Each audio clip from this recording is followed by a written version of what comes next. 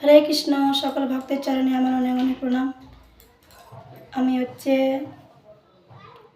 এই যে বৈশাখ মাসে 25শে বৈশাখ 8ই মে বৃহস্পতিবার একাদশী, সেই একাদশীর নাম হচ্ছে মোহিনী একাদশী। আমার কিছুদিন আগে ভিডিওটা ছাড়লে ভালো হতো, যাই হোক আমার ভুল হয়ে গেছে, আপনারা ক্ষমা করুন। আমি চাচ্ছি যে এই একাদশীটা সবাই করুন। ভক্তরা তো করবেই, যারা ভক্ত নয়, যারা প্রতিদিনের প্রসাদভোজী নয়, তাদের জন্য বলা হচ্ছে যে আপনাদের কাছে বিশেষ করে অনুরোধ জানাচ্ছি আপনারা একাদশী করুন। এই একাদশীর যেমন শুরু হচ্ছে 25শে বৈশাখ, হরে কৃষ্ণ ভুল বলেছি, 24শে বৈশাখ 8ই মে বৃহস্পতিবার। আর একাদশীর নাম হচ্ছে মোহিনী একাদশী।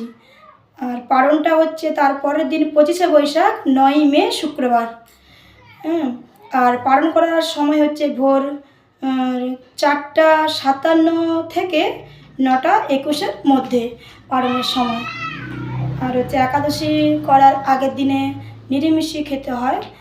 আর একাদশীর দিনে একাদশীর প্রসাদ আছে। একাদশীর প্রসাদ অনেক রকমের, যারা জানেন না তাদের জন্যই বলা হচ্ছে।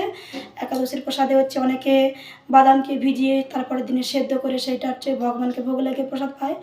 আবার সাবুর ভুজা যাকে বলা হয়, সবজি গাজর ফুলকপি আলু এইসব দিয়ে সাবুর ভুজা হয়। নাহলে অনেকে আবার সাবুর পাশ করে প্রসাদ পেতে পারেন ভগবানকে ভোগ লাগিয়ে।